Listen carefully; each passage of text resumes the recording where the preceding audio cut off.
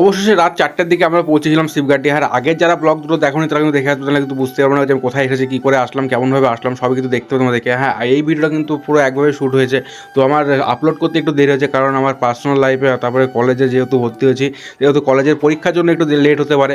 আর হ্যাঁ, যদি তোমরা এই ভিডিওটা ভালোবাসা দেখাতে পারো বেশি বেশি করে, তাই কিন্তু আমি অবশ্যই অনেক কাজের ফাঁকে কিন্তু আমি চেষ্টা করবো তোমাদেরকে ভিডিও দেওয়ার জন্য। আর হ্যাঁ, যেহেতু তোমরা এখন এত ভালোবাসা দেখাচ্ছ, সত্যি বলতে আমি অনেকটা ডিমোটিভেট হয়ে পড়ছি। তো এটা প্লিজ করো না, যাদের কাছে ভিডিও আছে তারা শেয়ার, একটা লাইক আর সাবস্ক্রাইব কিন্তু অবশ্যই করো, ঠিক আছে? যাই হোক, তো এটা প্রায় আমাদেরকে 250 খান কিন্তু সিঁড়ি উঠতে হবে, তারপরে আমরা কিন্তু শিবঘাটির মন্দিরটায় পৌঁছে যাবো। কিন্তু মোট প্রায় আছে 550 খান সিঁড়ি আছে, আর আমরা 250 খান সিঁড়ি ওঠার পর চলে এসেছিলাম শিবঘাটির মন্দিরের কাছে। আর যেহেতু শুনেছিলাম কি এখানে ঝর্ণা বয়, তো ঝর্ণাটা কিন্তু এখানে খুব আস্তে আস্তে বইছে, তো তোমরা তো দেখতে পাবে না ক্যামেরাতে। আর এই উপরে কিন্তু আরও যাওয়ার সিঁড়ি আছে, যেটা একবার পাহাড়ে উঠে পড়ছে। তো হয়তো এখানে বর্ষাকালে হয়তো বেশি জল পড়ে, তো এখানে হালকা হালকা জল পড়ছে। আর এটা যে মন্দির, কেউ দেখতে হচ্ছে এখনো পুজো শুরু হয়নি। আর হ্যাঁ, পরে কিন্তু ব্লগে আমরা পাহাড়ে উঠবো, আর পাহাড়ে কিন্তু তোমরা একবার মিস করবে না। আর মিস যেন না হয় সেই কারণে তোমাকে সাবস্ক্রাইব করে রাখতে হবে। তো চলো সবাই সাবস্ক্রাইব করো, তো দেখা হচ্ছে নেক্সট একটা ব্লগে।